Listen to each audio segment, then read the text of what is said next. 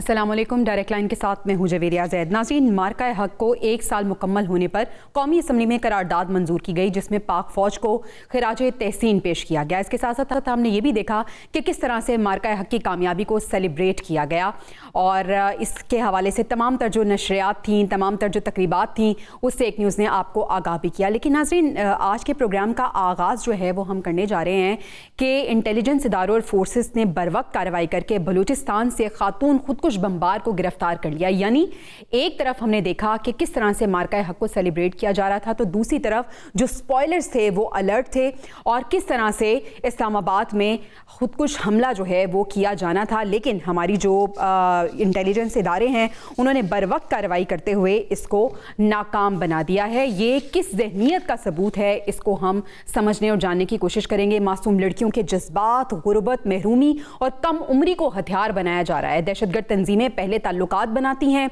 एतमाद जीती हैं, फिर जहनों को जहर आलूद करके मौत का सौदा कर देती हैं। सवाल यह है कि आखिर कौन लोग हैं जो बलोच बेटियों के हाथों में किताब की बजाय बारूद थमा रहे हैं?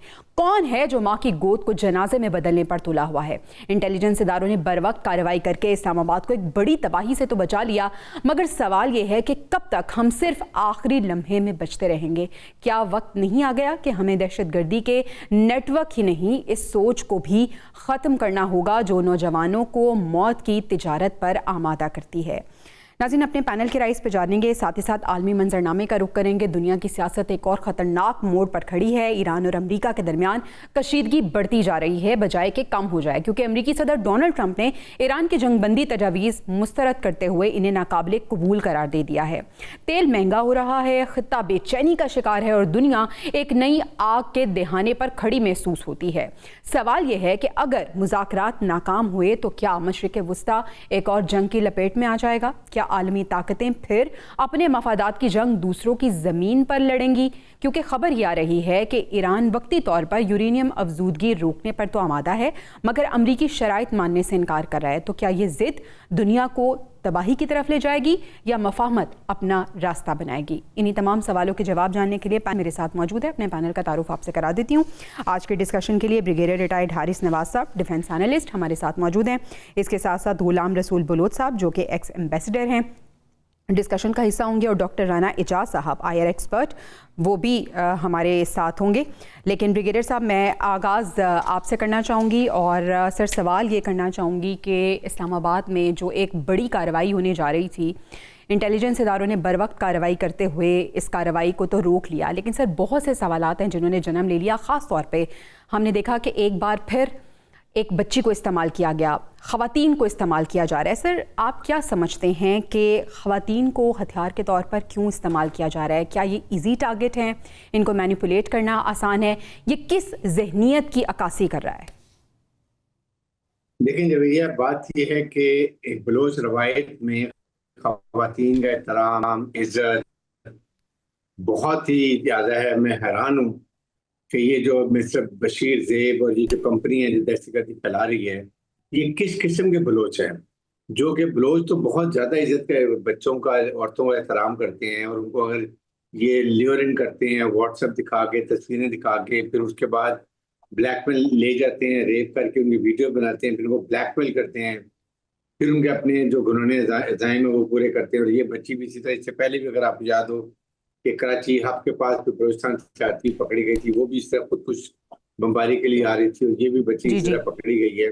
जी, कितना खतरनाक बात है कि अफसोस की बात है कि ये इस तरीके से कर रहे हैं। और हमें अपनी ऑनेस्टली जो हमारी सिक्योरिटी एजेंसी है, हमें उनको मुबारकबाद ये देनी चाहिए। They are unsung heroes. इतना वो 95% ये सारी इससे कार्रवाइयां पहले पकड़ लेते हैं। एक 2 3 4% होते हैं जो लोग जो निकल जाते हैं। खवातीन की प्रॉब्लम जो होती है, देखिए उन्होंने पर्दा किया होता है, चादर लपेटी होती है। मेल जो होते हैं बस में, पुलिस मैन, वो उनको उस तरह चेक नहीं कर सकते हैं। खवातीन पुलिस मैन जो होती हैं सिक्योरिटी में, वो बहुत कम है, जिसका ये फायदा उठाती हैं, और जैकेट भी पहनी होती है, पता नहीं चलती है, और फिर आराम से निकल जाती है। लेकिन ये भी हमें तारीफ करनी चाहिए सिक्योरिटी एजेंसी को, उन्होंने पकड़ी है। बात ये कि इसके लिए हमें बहुत डीप प्लानिंग की जरूरत है। इंडिया पूरा जोर लगा रहा है कि हम बलूचिस्तान में दहशतगर्दी हो, इस्लामाबाद में शो करें, अपनी प्रेजेंस शो करें, क्योंकि अभी तक हमने बहुत हद तक कंट्रोल कर ली है। ये हमारी सिक्योरिटी फोर्स को अवॉइड करते हैं। ये सिर्फ अभी उन जगहों पे जाते हैं जहां पर अवामी इज्तिमा हो, शादी का हो, या कोई इस तरह के जाके चुप करके एक खुद कुछ बम्बार को भेज दिया, मस्जिद में चले गए, हम्म। ये काम करते हैं। क्या ये इस्लाम से उनका कोई ताल्लुक है? देर तहसील करते हैं, हम्म। ये इस्लाम से खारिज है। बिल्कुल सही। इसलिए सिक्योरिटी अब चाहिए ये कि बलोचिस्तान गवर्नमेंट को चाहिए हम्म। कि खास तौर पे वो उनको चाहिए कि अपने उनकी देखें, उनके वहाँ के उनके पेरेंट्स को एजुकेट करें, स्कूल के टीचर्स को एजुकेट करें, उनके साथ जो है वो बताए जाएं। उनके पेरेंट्स की बड़ी जिम्मेदारी है, वो कोई चेक नहीं करता। हर बात स्टेट पे नहीं डालें, आपको अपनी सोसाइटी काफी ज्यादा हुकूमत से काम करने की जरूरत, फिर ये मसाइल हल हो सकते हैं। बिल्कुल सही है। हमारे साथ डॉक्टर राना एजाज साहब भी मौजूद हैं। डॉक्टर साहब देखें, एक बहुत बड़ी कार्रवाई होने जा रही थी इस्लामाबाद में। एक तरफ हम देख रहे हैं कि मार्का हक को सेलिब्रेट किया जा रहा है, दूसरी तरफ पाकिस्तान मीडिएटर का रोल प्ले कर रहा है बड़ी बाखूबी, और दुनिया मुतरफ है, दुनिया तारीफ़ कर रही है, और जो स्पॉयलर्स हैं यकीनन वो अलर्ट हैं। आप क्या समझते हैं कि ये स्पॉयलर्स, ख़ास तौर पे टू बी स्पेसिफिक अगर हम इंडिया की बात करें, तो क्या इंडिया को ये डाइजेस्ट हो रहा था? और इंडिया की तरफ से ही हमने देखा है कि इंडिया अलाकार बना रहा है, पाकिस्तान के अंदर भी, बलूचिस्तान में भी दहशतगर्द कार्रवाइयों में मुलविस है, अफगानिस्तान से भी दहशतगर्दी पाकिस्तान के अंदर करा रहा है। अगर ये सानेहा खुदा न खास्ता हो जाता, तो क्या आप समझते हैं कि इंडिया कामयाब हो जाता? मैं तो इससे पहले थोड़ा ये समझना चाहता हूं कि कौन लोग हैं जो इस तरह के काम पर राजी हो जाते हैं। देखिए, अपने आप को मारना ये कोई छोटी सी बात नहीं, आपको इस पर गौर करना पड़ेगा कि ये कौन सी डिप्राइव्ड कम्युनिटी है कि जिसके मसाइल को हमें देखना पड़ेगा कि हम कैसे ये मान लें कि एक शख्स अपने आप को मारने के लिए अपनी बेटी को, अपनी बहन को या अपने किसी बच्चे को उस काम के लिए तैयार करे और वो इतनी आसानी से तैयार हो जाए। हमें यानी रियासत को ये देखना पड़ेगा कि कौन सी ऐसी मजबूरियां हैं या कौन से ऐसे मसाइल हैं या कौन से ऐसे अमूर हैं कि जिसकी वजह से हमारी यूथ जो है, जो दुनिया की सबसे बड़ी यूथ है, वो अगर किसी दुश्मन के हाथों में आके पैसों के खातिर अपने आप को बेच देती है अपने खानदान के लिए, या तो ये हमें चीजें देखनी है। तो ये मैं तो बच्ची को ब्लैकमेल किया गया है, बच्ची को कहा गया है कि तुम्हारे बाप को हम कत्ल कर देंगे, तो ये एक मुकम्मल तौर पर प्लानिंग के तौर पर जहन साजी की गई है इस बच्ची की। तो यही तो मैं कह रहा हूँ कि इसका क्या मतलब है कि आपके यहाँ जो सिक्योरिटी की कंडीशंस है वो एक आम आदमी के लिए है ही नहीं। तो इसका मतलब है कि हमें अपने अंदर देखना है। ये आप ज़हन में रख लें, पाकिस्तान का कोई दुश्मन पाकिस्तान की बाउंड्रीज से बाहर नहीं है। पाकिस्तान के तमाम दुश्मन पाकिस्तान की बाउंड्रीज के अंदर हैं। हमें ये बात समझने की जरूरत है और ये मानने की जरूरत है। पहले अपने घर को ठीक करें तो आप देखिएगा कि हम बेहतरी की तरफ जाएंगे। असल में हमारे यहाँ जो हालात हो चुके हैं इस वक्त, आप देखिएगा कि ये अल्लाह माफ करिए हमसे संभाला नहीं जाना ये काम। उसकी वजह ये है कि किसी को जीने का मकसद नजर नहीं आ रहा। जब किसी के घर में एक 3 वक्त का खाना ही नहीं पक रहा और उसके बच्चे बिलक बिलक कर रो रहे हैं, तो हमें इन चीजों को देखना है बड़ी अच्छे तरीके से। हम चाहे जितना मर्जी उसको कहते हैं अंडर द कारपेट डालने की कोशिश करें और हम ये कहें जी फलां कर, देखिए मार्का हक के जरिए से हमने पूरी दुनिया में सबको बता दिया कि हम क्या है। इसमें तो अब कोई दो राय नहीं रह गई और पूरी दुनिया ने हमें मान भी लिया है। गोगे उसी की वजह से उनके यहाँ जेलसी भी पाई जाती है। वो पाकिस्तान को आइसोलेट करना चाहते थे, पाकिस्तान आइसोलेट नहीं हुआ बल्कि दुनिया के नक्शे पर उभर कर सामने आ गया। अब दुनिया पाकिस्तान को पहचानने लग पड़ी है। लेकिन जब तक हम अपना मुआशी मार्का, आसन इकबाल साहब ने बड़ा शानदार का एक फिक्रा बोला, उन्होंने कहा जब तक हम मुआशी मार्का नहीं सर कर लेंगे उस वक्त तक ये मार्का हक जो है वो मान पड़ जाएगा। तो ये बात सोचने की है। बिल्कुल सही है। ब्रिगेडियर साहब, हम अब बात कर लेते हैं मार्का हक के हवाले से। मार्का हक में जिस तरह से पाकिस्तान ने कामयाबी हासिल की है और यकीनन ये कामयाबी हमारे स्पॉयलर्स को किसी तरह से भी डाइजेस्ट नहीं हो रही थी, लेकिन इस 1 साल में आपने क्या देखा? पाकिस्तान का जो किरदार था, पाकिस्तान का जो इमेज है, वो पूरी दुनिया में किस तरह से उभर के सामने आया है? और 14 अगस्त के हवाले से ये भी कहा जा रहा है कि एक सरप्राइज भी है। तो सर, क्या तैयारियां हो रही हैं इस हवाले से और 1 साल कैसा रहा कामयाबी का? देखिए, मार्का है कि स्टेपिंग स्टोन, इससे जो आपको दुनिया में पजीराई हुई है, इज्जत अफजाई हुई है, आपको दुनिया में पाकिस्तान को अपने रीजन में रीजनल स्टेबलाइजर बना दिया। इंडिया टोटल आइसोलेट हो गया, वो आपको आइसोलेट करना चाहता है, खुद समुद्र की तह में दफन हो गया। आप ईरान ने इसको आउट कर दिया, बांग्लादेश ने आउट कर दिया और सारे ममालिक से इनके ताल्लुकात खत्म हो चुके हैं। पाकिस्तान इस वक्त आपके सामने इतनी बड़ी सुपर पावर की का सालिसी का किरदार अदा कर रहे हैं। ईरान के साथ तो 47 ईयर्स की दुश्मनी थी, उसमें बिठाया हुआ है। अभी आपके सामने अभी भी ईरान ने जो अपने पॉइंट दिए हैं वो उनको दे दिए जाके। तो इन सारी चीजों को अगर आप देखें तो इससे ये पता चलता है कि पाकिस्तान इस वक्त ग्लोबल प्लेयर बन गया, ग्लोबल लेवल पॉलिटिकल में एरिना में आ गया, क्योंकि पूरी दुनिया पाकिस्तान को देखती है। आज जिस बड़े से बड़ा मुल्क वो नहीं कर सका जो पाकिस्तान के, दैट मीन हमारी अब आला सफारतकारी जो है ना वो भी अपना पार्ट प्ले कर रही है, पार्ट 2 मार्क का हक के अंदर।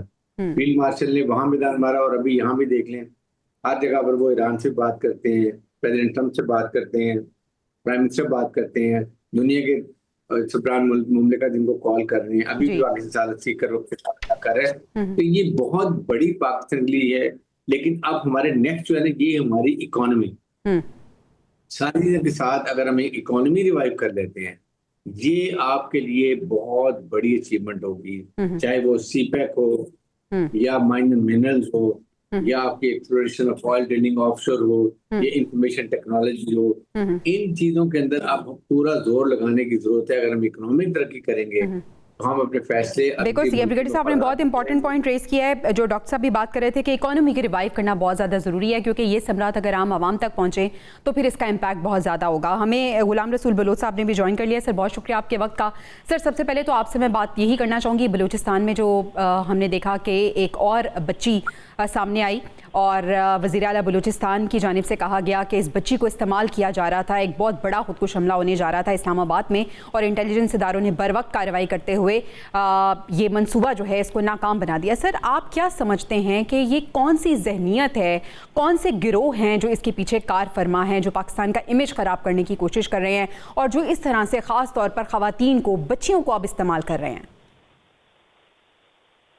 देखिए बलूचिस्तान हमारा जो है ना वो एक सॉफ्ट टारगेट हो गया हर तरह से। दुश्मन के लिए जो अंदरूनी मुखालफत भी है और जो बैरूनी दुश्मन भी है हमारा, और एक नहीं एक से ज्यादा है, दोनों का मैं आपको बताना चाह रहा हूँ। तो वो अब जो है वो, और देखिए हर इलाके में ये नहीं कि जरूरी है कि क्योंकि बलूचिस्तान इसलिए वहीं ऐसे लोग मिल जाते हैं जी। मैं इसको ये समझता हूँ कि ये एक ऐसा फिनोमेना है जिसमें जो ऐसे लोग होते हैं, कम पढ़े लिखे हैं या उनकी जरूरियात है या वो इतने उनको मिसलीड किया जाता है, तो आई थिंक ये जहन साजी का बड़ा अजीब फिनोमेना है इस दुनिया में।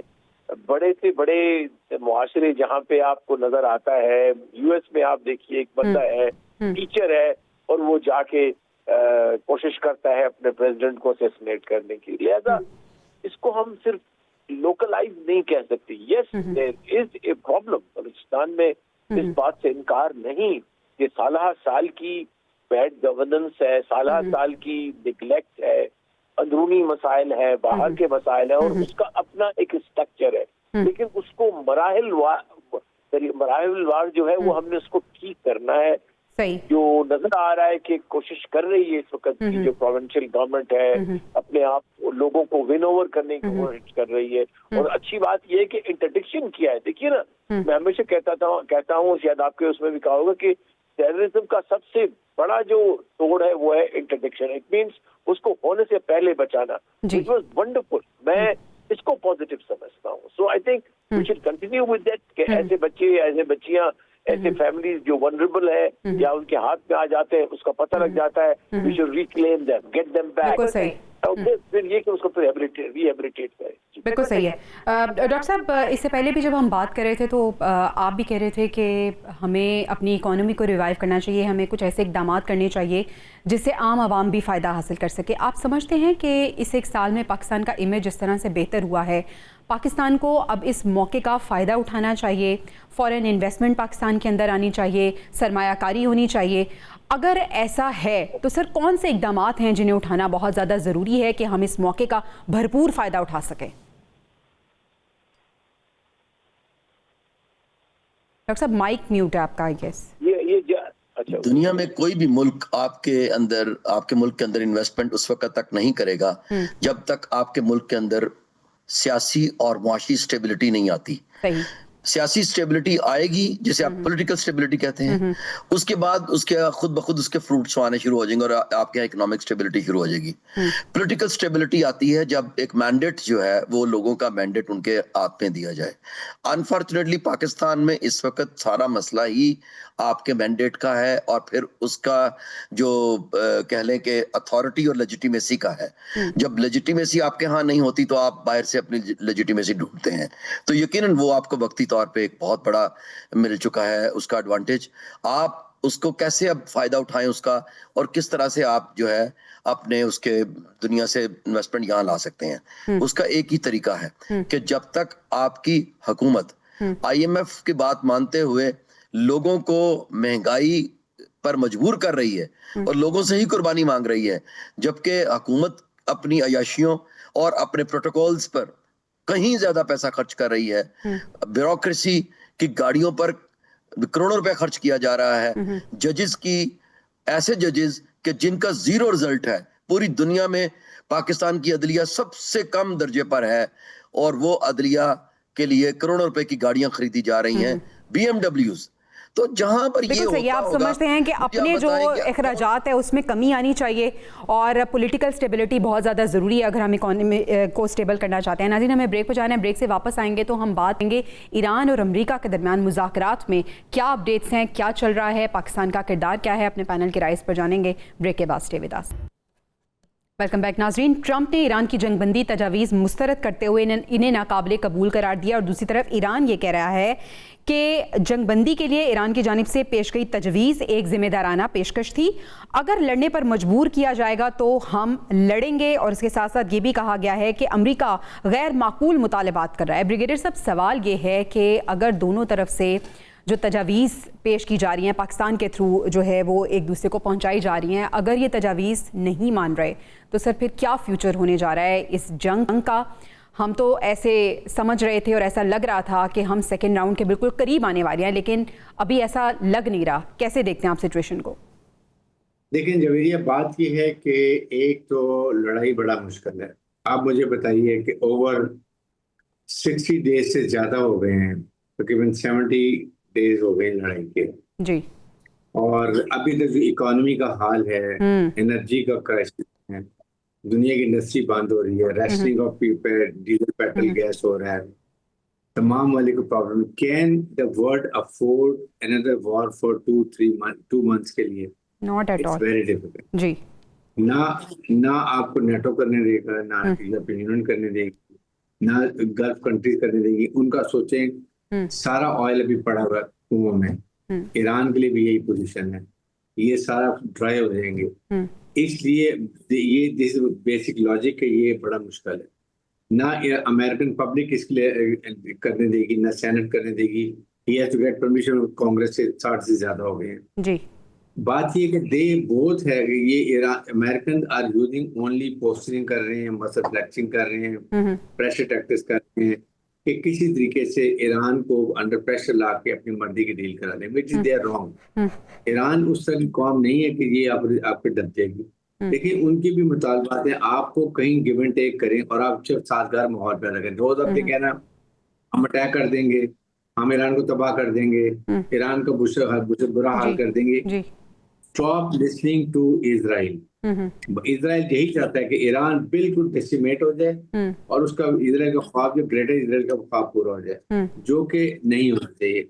इसलिए मैं ये बात कर रहा हूँ कि अगर आप ये चाहते हैं कि ईरान ने देखे ना कंडीशन मान ली कि पहले वो कहता हम अपनी सरजमीन से जान रहे, उससे कहा ठीक है मैं कंट्री शिफ्ट कर देता हूँ। बिल्कुल सही। जो सारी दुनिया में हर मुल्क को अलाउड है 3.5 डिग्री रिच ये दुनिया अपनी पर्सनल डोमेस्टिक यूज के लिए, पीसफुल वर्क के लिए, आप उसको क्यों अलाउ नहीं करते? आप उसको अंडर सेफगार्ड कर दें ये के अंदर जी, वो भी आप नहीं करने दे रहे बिकॉज ये इजराइल चाहता है। फिर उसके बाद आप चाहते हैं स्टेट ऑफ हॉर्मुज़ भी नहीं खोले, उसको नेवल ब्लॉकेट भी किया हुआ है। कहीं तो आप कोई कॉन्फिडेंस बिल्डिंग मेजर करें ना, आप कहें हम नेवल ब्लॉकेट खोल रहे हैं, ईरान स्टेट ऑफ हॉर्मुज़ खोले, साथ और माहौल में बैठ के चलने की आईनी बात करते हैं। आप सिर्फ कह रहे हैं कि इजराइल बहुत डिफीट है, शिकस्त खुर्द को तबाह कर दो, ऐसे नहीं हो सकता है। ये चीजें और पाकिस्तान में सालिस है, पाकिस्तान यही 2 साल किरदार प्रॉपर्टी के अदा कर रहे हैं। I think the world should come into it, European Union को, कि नेटो को, ईस्टर्न ये middle east country, they have to talk to American कि please come with the rational and then things can be sorted. बिल्कुल सही है। जी are Bloch साहब, confidence building measures कितने ज़रूरी हैं अमेरिका की तरफ से? अगर ये जंग का मुतहम्मिल नहीं हो सकता ना अमेरिका, ना ईरान, ना ये पूरी दुनिया, तो फिर सर ये क्यों इतना टाइम बाय किया जा रहा है और क्यों मुतालबात को मुस्तरद किया जा रहा है? और जो ईरान की तरफ से मुतालबात पेश किए गए थे, जो उनकी तजावीज़ थी, आपको लगता है कि वो जस्टिफाइड थी, जिस तरह से ईरान कह रहा है कि खासी माकूल तजावीज़ थी वो? देखिए, हमें अब हक और सच की बात करनी पड़ेगी कि अमेरिका का अनफॉर्चुनेटली जो स्पेशली ईरान के हवाले से पूरा कंट्रोल नेतन्याहू के हाथ में है। सही। जब कभी देखिए, हमने ये देखा है कि जिस वक्त भी कुछ थोड़ा बहुत होने को आता है कि प्रोग्रेस हो रही है, अमन हो रहा है, पाकिस्तान की काविशें कामयाब हुई हैं। अब हमारे चीफ ऑफ डिफेंस जो है वो चीफ डिफेंस के जो फील्ड मार्शल आसिम मुनीर साहब 3 दिन रहे ईरान में, 2 कॉन्फिडेंस बिल्डिंग मेजर्स उन्होंने बनवाई ईरान से कि जी ठीक है, दोनों तरफ से। एक उन्होंने कहा कि हम स्ट्रेट ऑफ हॉर्मोज खोलते हैं, उधर से उन्होंने कहा ठीक है हम लेबनान में जंगबंदी करते हैं। जैसे ही वो अभी इस्लामाबाद वापस पहुंचे ही थे कि उन्होंने वहां से इजराइल ने उसकी वायलेशन कर दी। जाहिर है फिर ईरान को रिएक्ट करना पड़ा था। तो अब भी ये हालत ये है कि जो रीजनेबल मिलता है उनको, क्योंकि मैं ये समझता हूँ, पहले शुरू से कहता चला आ रहा हूँ और अभी मेरा ये है कि उसको इजराइल को जो है वो कोई भी पुरअमन तरीके से खत्ते में नहीं है ना, उसको या तो कम्प्लीटली ब्रोकन स्टेट्स चाहिए, जिस तरह सीरिया को उन्होंने कर दिया, इराक को कर दिया, लिबिया को कर दिया, या फिर ऐसे प्लांट चाहिए जो कि कम्प्लीटली सरेंडर कर लें अपनी सॉवरेनिटी को, अपने राइट्स को और पैलेस्टीनियन राइट्स को। तो उसमें से ईरान जो है वो दोनों ही चीजें नहीं करेगा, ना ही अपनी सॉवरेनिटी को सरेंडर करेगा, ना ही वो फलस्तीन की जो राइट्स है उनमें से दस्तबरदार होगा, और इंशाअल्लाह ना ही उसको वो फेल्ड स्टेट बनाएंगे, क्योंकि वो बड़ी सॉलिड स्टेट है। ये कोई बल्कि इसको सिविलाइजेशनल स्टेट कहना दुरुस्त होगा। 7000 साल से है, ऐसे ऐसे शहर भी हैं जो हजारा साल से, कोई डेकेड से नहीं, सेंचुरी से नहीं, मिलीनिया से जो है वो बसते आ रहे हैं। असफहान है, इस तरह से तेहरान है, ये मिलीनिया की शहर है। ऐसी बस्तियों को, ऐसे तमद्दन को, ऐसी सिविलाइजेशन आप बमबारी करके तबाह नहीं खत्म कर सकते। Will again come back to you. लेकिन अनफॉर्चुनेटली जो लॉबी बैठी हुई है इजराइल की वाशिंगटन में, जिसके हाथ में मुकम्मल तौर पे बागडोर है, उससे अमेरिका को जान छुड़ानी पड़ेगी, वरना बार हमें इसकी। बिल्कुल सही आपका पॉइंट आ गया डॉक्टर साहब। ये जो इस्राएली लॉबी है, और अगर हम बात करें कि डोनाल्ड ट्रंप जो है वो कठपुतली बने हुए हैं नेतन्याहू के हाथों, क्या उन्हें समझ नहीं आ रहा इसमें क्या फ़ायदा है? अमेरिका का क्या फ़ायदा है? क्योंकि हम देख रहे हैं कि ट्रंप को इंटरनली भी खासी तनकीद का सामना करना पड़ रहा है, और नेतन्याहू तो ये कह रहे हैं कि ईरान के खिलाफ जंग ख़त्म नहीं हुई है, यूरेनियम कब्जे में लिया जाएगा और ये बात तय है। तो फिर डोनाल्ड ट्रंप जितनी मर्जी तजावीज़ दे दें, जितनी मर्जी मुज़ाकरात कर लें, जब तक इसराइल की तरफ से हामी नहीं होगी, इसराइल की तरफ से अग्री नहीं किया जाएगा कि ये जंग बंद हो, तो ये जंग बंद नहीं होगी। क्या देखते हैं आप फ्यूचर फिर इसका? देखिए, डेविड बार्निया जो मोसाद का सरबराह है और नेतन्याहू, उन्होंने बड़ा जबरदस्त तरीके से इस वक्त ट्रैप किया हुआ है अमेरिकन प्रेसिडेंट को। और उसकी ट्रैप की वजह ये नहीं है कि कोई वो it's a free lunch, obviously उसने एप्स्टीन फाइल्स को दबाने में बड़ी अहम किरदार अदा किया है इस जंग ने, और इसके अलावा बिलियंस ऑफ डॉलर्स की ये बात है। पहले आपको थोड़ा सा समझना होगा, ये स्ट्रेट ऑफ हॉर्मज का मसला है ही नहीं। ये तो खामखा में चूंकि लिटरेचर में लिखते रहते हैं। मैं एक छोटा सा आपको फैक्ट्स एंड फिगर्स की डिटेल बता देता हूं, अगर आप मुझे इजाजत दें, कि स्टेट ऑफ हॉर्मज से जो पूरी दुनिया का ऑयल जाता है वो 21.1% है, 21.1%।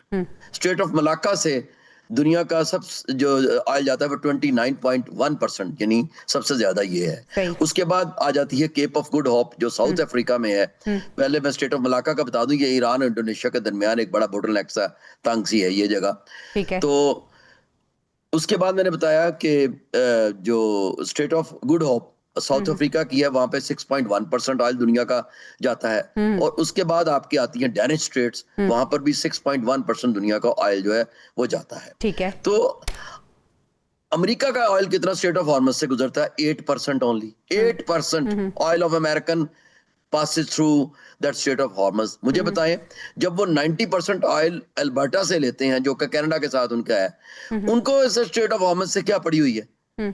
ये बात थोड़ी सी समझने की है। तो strait of Hormuz is not a problem. जहां तक यूरेनियम एनरिचमेंट की बात ब्लॉकेड हटा है, दे। एक बात बताएं। जी जी, हैं जी, फिर ब्लॉकेड क्यों नहीं हटा रहा अमेरिका? ये वही तो बात आपको बता रहा हूं ना, कि ये ब्लॉकेड भी कोई ताल्लुक नहीं इस बात से। वो तो सिर्फ ये कर रहे हैं कि इसके ऊपर जो उन्होंने सैंक्शंस लगा रखी थी, उन्होंने कहा जी हमारी सैंक्शंस खत्म करें, हमारे बिलियंस ऑफ डॉलर के जो आपने अकाउंट्स फ्रीज कर रखे हैं वो अनफ्रीज करें। तो जो इजराइल उनको कहता है जिस तरह से करने के लिए, वो उस तरह से कर रहे हैं। इसका सबसे ज्यादा नुकसान चाइना और पाकिस्तान को है, ये सारे काम का, क्योंकि चाइना का 90% से ज्यादा ऑयल वहां से गुजरता है और पाकिस्तान का 80% से ज्यादा गुजरता है। लेकिन चाइना डिपेंडेंट नहीं है लाइक पाकिस्तान। तो पाकिस्तान को ऑब्वियसली इस डायलॉग में ज्यादा फायदा है करवाने में। अब आपने जो बात सवाल पूछे थे कि ट्रंप को क्या फायदा है जी, ट्रंप को यही फायदा था कि वो अपनी एप्स्टीन जो फाइल्स का जो केस खुल चुका था और खुला हुआ है जी, उसको वो जितना दबाना चाहता था और जितना उसको पसे पुश डालना चाहता था, वो एक अहम बात थी। एक बात, दूसरी जो कि स्ट्रेटेजिक उनकी पॉलिसी है, वो चाइना को कंगेज करना, हम पॉलिटिकल साइंस में ये लफ्ज बोलते हैं, that is a mixture of containment and engagement. क्योंकि चाइना ने और रशिया ने मिलके 20 इयर्स तक इसको एंगेज रखा है यहाँ पे अफगानिस्तान में, जिस तरह अफगानिस्तान में रूस को एंगेज रखा होता 10 साल के लिए अमेरिका ने खत्म कर दिया था। बिल्कुल सही। $2 ट्रिलियन की इकोनॉमी खराब हुई है 20 साल में अमेरिका की अफगानिस्तान के अंदर स्टे करने की वजह से। तो आज मैं ये समझता हूं कि जो अब ये फंसा हुआ है यहाँ पे एक थुसीडाइड ट्रैप के जरिए से, कि चाइना को वो नीचा करना चाहता था, एक ये डोमिनेट ना कर जाए, हेजमनी ना बन जाए इसकी, जी, जी। उस हेजमनी को वो खत्म करते करते वो खुद उस ट्रैप में फंस गया है। अब उसको निकलने के लिए कोई रास्ता ही नहीं मिल रहा। बिल्कुल सही है डॉक्टर साहब, आपका पॉइंट आ गया। और चाइना के हवाले से ब्रेक के बाद हम डिस्कस करेंगे, क्योंकि चाइना को नुकसान पहुंचाने की कोशिश अमेरिका ने की है, लेकिन चाइना का दौरा भी है डोनाल्ड ट्रंप का, जिसकी बहुत ज्यादा हाइप है। इस दौरे में क्या होने जा रहा है, क्योंकि ये भी कहा जा रहा था कि इस दौरे से पहले डोनाल्ड ट्रंप चाहते हैं कि ये ईरान के साथ मामलात को क्लियर भी कर लें, लेकिन अभी तक ऐसा हुआ नहीं। तो फ्यूचर में हम क्या देख रहे हैं, हमारा पैनल क्या देख रहा है, इस पर बात करेंगे। ब्रेक के बाद stay with us. Welcome back नाज़रीन। डोनाल्ड ट्रंप के दौरे चीन की बात करेंगे। चीन ने इससे पहले कंफर्म किया था, तस्दीक की थी कि 13 से 15 मई तक डोनाल्ड ट्रंप चीन का दौरा करने वाले हैं। और अब चीन की तरफ से एजेंडे के हवाले से भी कुछ तफसीलात सामने आई हैं कि दो तरफा ताल्लुकात और आलमी अमन व तरक्की से मुतल्लिक उमूर पर तबादला ख्याल किया जाएगा। इसके साथ साथ ये भी कहा जा रहा है कि डोनाल्ड ट्रंप चीनी हम मनसब से ईरान जंग और तिजारती उमूर पर भी बातचीत करेंगे।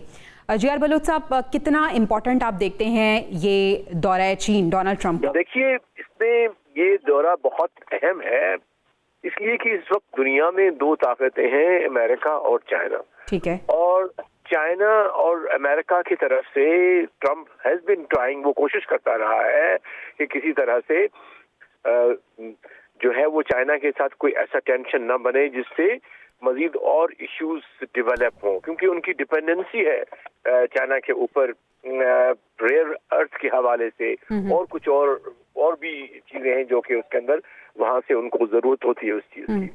तो एक तो ये है, दूसरा ये है कि जो रिस्क है इनके लॉन्ग टर्म के हवाले से, जो चैलेंजर है एज अ सुपर पावर या ग्रेटर पावर, वो चाइना है।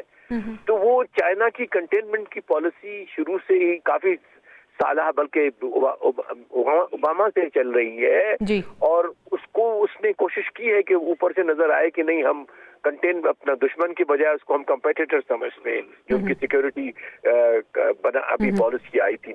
लेकिन उसके बावजूद भी ये दोनों बड़ी इकोनॉमीज हैं, इनकी आपस में बहुत इंटरेक्शन है, और जो अमेरिकन इकोनॉमी का जो इम्पैक्ट पड़ सकता है अगर चाइना उनके बॉन्ड्स को जो है वो उनसे वापस ले लेता है या कोई और डिस्ट्रप्शन मजीद करता है उनकी रेयर मेटल जो रेयर मेटल्स हैं उसके हवाले से, क्योंकि उससे पूरी इंडस्ट्री चलती है, उनकी डिफेंस इंडस्ट्री चलती है, उनकी माइक्रोचिप्स चलते हैं उनके।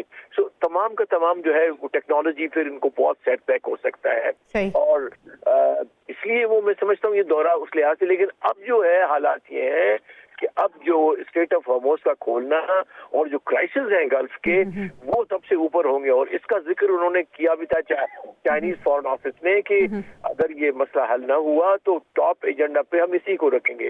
तो मुझे भी यही लग रहा है कि ईरान की तरफ से भी यही समझा जा रहा है कि चाइना को बीच में आना चाहिए, चाइना की गारंटी चाहिए। तो इसी तरह से अमेरिका फिर समझता है कि अगर किसी की बात वो मानेगा ईरान तो वो चाहे चाइना हो, क्योंकि उसका मजा नहीं, क्योंकि 80% ऑफ उसका जो ऑयल है वो चाइना लेता है। बिल्कुल सही। तो चाइना यकीनन बड़ा इंपॉर्टेंट है, लेकिन ब्रिगेडियर साहब हम देख रहे हैं कि अमेरिका और चाइना दो अलग अलग ब्लॉक से ताल्लुक रखते हैं, लेकिन इंपॉर्टेंस इस वक्त चाइना की कितनी ज़्यादा है, क्योंकि हमने देखा कि इससे पहले ईरान की तरफ से भी दौरा किया गया और अब डोनाल्ड ट्रंप जा रहे हैं वहाँ पे। आपको लगता है कि चाइना डोनाल्ड ट्रंप को इस चीज़ पे फोर्स कर सकता है कि वो ब्लॉकेट जो है वो हुर्मुज़ का खोल दें, या कुछ और मामलात में चाइना अपना रोल प्ले कर सकता है? देखें, एक तो सबसे बड़ी बात यह है कि अगर प्रेसिडेंट ऑफ ट्रम्प जा रहे हैं चाइना, तो क्या ये गुडविल है कि आपने उसको इकोनॉमिकली स्ट्रेंगुलेट किया हुआ है, आपने वेनेजुएला को ऑयल जहाँ से वो 80% देता था वो खत्म कर दिया, ईरान से ऑयल लेता था आपने उसको नेवल ब्लॉकेट लगा दिया, स्ट्रेट ऑफ हॉर्मुज़ से ऑयल लेता था सारा ये मिडिल ईस्ट ऑयल वो दे दिया। What are you going to do for there? क्या आप कोई साजगार माहौल कर रहे हैं, कोई अच्छे फ्रेंडली इन्वायरमेंट पे जा रहे हैं? What gift you are taking for China? का ये देखें जी, मैं ये करके मैंने सीज फायर कर लिया है, मैंने ईरान का नेवल ब्लॉकेट खत्म कर दिया और मैंने स्ट्रेट ऑफ हॉर्मुज़ को ईरान ने भी खोल दिया है। Now we are going to sit and talk some time, एक महीने करेंगे। तो मुझे समझ नहीं आती कि mister Trump what he wants. इनकी इनमैच्योर इनकी जो है ना एडवाइजर, चाहे आप इनके वॉर मिनिस्टर को देख लें या उनके स्टेटमेंट ये जो सेक्रेटरी को देख लें, मुझे उनकी सेनेट इनको इतने सब क्वेश्चन करती है, सेनेट और कांग्रेस, कि they are not being like by them. इसलिए ये सारे अगर आपने सिर्फ आपकी पूरी पॉलिटिक्स वर्ल्ड पावर की जब वो सिर्फ इजराइल के लिए, तो इट विल नॉट वर्क। इसलिए before he goes he has to find some solution. कोई ना कोई बोल्ड स्टेप लेना चाहिए और मेरे ख्याल में लेकर जाएंगे। ट्रम्प को कुछ ना कुछ करना पड़ेगा, अगर इस तरह जाएंगे तो what will carry, he will not get it। जो आप अगर आपको $1 ट्रिलियन का उनका आपके पास लोन है, वो अगर आपसे विथड्रॉ कर लेते हैं फिर क्या होता है? आपने अपनी रिसोर्सेज अफगानिस्तान में वेस्ट किए हैं, आपने वियतनाम में वेस्ट किए हैं, आपको वेस्ट किए, हमने लीबिया में वेस्ट किए हैं, हर जगह आपके भी ईरान में आपके पास वेस्ट किए। ईरान ये चाइना ने तो कहीं वेस्ट नहीं किया। चाइना कहीं काम इकोनॉमिक तरक्की करते जो खुद ब खुद, जैसे हांगकांग उसके पास गिरा के इस तरह बंद तागानेगा जी। इसलिए वो they're in very strong economic condition. ये गलत फहमी है कि मुझे ब्लैकमेल कर ले, बिल्कुल सही। They have to find a solution. और जाने से पहले कोई ना कोई मेरे ख्याल में एक कोई मूव ऐसी करेंगे जिससे जाके China then they can talk openly. बिल्कुल सही। यही सवाल डॉक्टर साहब आपके सामने रखना चाहूंगी, आपको भी लगता है कि इस दौरे से पहले कोई ना कोई हमें ब्रेक थ्रू, कोई ना कोई मूव डोनाल्ड ट्रंप की तरफ से नजर आएगा, ताकि दिखा सकेंगे ये देखें मैं ये कैरी करके लेके आया हूँ अपने साथ? अमेरिका के पल्ले इस वक्त कुछ भी नहीं है देने के लिए, और कुछ भी नहीं होने लगा उसके जाने से पहले। ये सब ऐसे ही रहेगा, बल्कि मजीद जिल्लत शायद अमेरिका साथ अपने लेकर जाए। इसके अलावा वो अपने साथ कुछ नहीं ले जा सकता। उसके दौरे का मकसद जो मुझे नजर आता है, नंबर 1 कि वो उसको मैनेज करने जा रहा है, जो उसको कंपटीशन है चाइना के साथ। आपको याद होगा जो बाइडेन ने एक बड़ी मशहूर स्टेटमेंट दी थी when he was a president, John Trump से पहले, उन्होंने कहा था कि China is not our competitor but a rival. ये उनके कोट एंड कोट में आपको वर्ड्स बता रहा हूँ जी। तो ये कहना कि वो ट्रम्प उसको नहीं समझता, ऐसा ही है। अब वो उस कंपटीशन को मैनेज करने के लिए एक तो वो जाना चाहता है चाइना, और अपनी गुडविल बताना चाहता है चाइना के साथ कि मैं कोई ऐसी चीज नहीं समझ रहा कि चाइना जो हमारे अगेंस्ट चल रहा है। और वो ये भी थोड़ा सा असेस करने की कोशिश करेगा अपनी टीम के साथ कि कितना चाइनीज जो है वो असिस्ट कर रहे हैं ईरान को। जैसे अभी कह रहे थे कि ईरान जो है इस वक्त पूरी तरह टोटली, मेरा अपना ये एनालिसिस है कि ये चाइना के साथ मिलके सारी उसने ये वॉर जो है वो इसको कहना चाहिए कि चाल चली है अमेरिका के खिलाफ इस जंग की। तो मैं समझता हूं कि इस वक्त जो है वो जहां वहां अमेरिका सिर्फ इसीलिए जा रहा है कि एक तो अपनी रेयर मिनरल्स के जरिए जो डील है उसको पक्का करे, उसको वो खत्म ना हो जाए। दूसरा वो यही चाहता है कि जी बोइंग के जो ऑर्डर इन्होंने दे रखे हैं वो भी कंफर्म हो जाए, कहीं वही खत्म ना हो जाए और चाइना उससे कहीं नाराज ना हो जाए। इसके अलावा कुछ नहीं। ये कुछ भी अब ट्रम्प जो है जिस बुरे ट्रैप में फंस चुका है। ये सवाए जिल्लत के चाइना कुछ भी नहीं ले जा सकता। ये आप देख लीजिएगा, जौन सी मर्जी मूव कर ले अब ये। उसकी वजह ये है कि जब ईरान ने ये कह दिया कि हम इसके 14 पॉइंट्स मानते ही नहीं है और हम इसका जवाब तब देंगे जब हम चाहेंगे और हम इसकी किसी डेडलाइन को नहीं मानते। इस बात से आप अंदाजा लगा सकती हैं कि ईरान जो है वो मोरालिटी के किस हाई पेडेस्टल पे खड़ा है, इंटरनेशनल लॉ के सामने भी और पूरी दुनिया में भी। तो और अमेरिका की इस वक्त क्या फेस सेविंग क्या पाकिस्तान करवा सका, नहीं करवा सका, ये वक्त बताएगा आपको। ब्रिगेडियर साहब, इसको प्लीज कंक्लूड कीजिएगा। पाकिस्तान ने कम से कम अपने आप को पूरी दुनिया में बिल्कुल सही है, बिल्कुल सही है। ब्रिगेडियर साहब कंक्लूड कीजिएगा। बिल्कुल हमारे पास आखिरी कुछ सिंपल है, मैं ये कह रहा हूँ कि देखिए बिल्कुल ठीक है, लेकिन ईरान यूएसए कैन से मैंने जाने से पहले ईरान का ब्लॉकेट खोल दिया या स्ट्रेट ऑफ हॉर्मुज़ खुलवा दिया, तो ये बहुत चीजें जो अगर ये देगा ये भी गुडविल है कि उसकी ऑयल सप्लाई स्टार्ट हो जाएगी। और ब्रिगेडियर साहब, अगर ऐसा नहीं होता तो आपको याद है डोनाल्ड ट्रंप ने ट्रूथ सोशल पे कहा था कि बहुत वार्मली वेलकम किया जाएगा, we will hug each other. तो क्या आपको लगता है कि वार्मली वेलकम होगा डोनाल्ड ट्रंप का इस तरह से?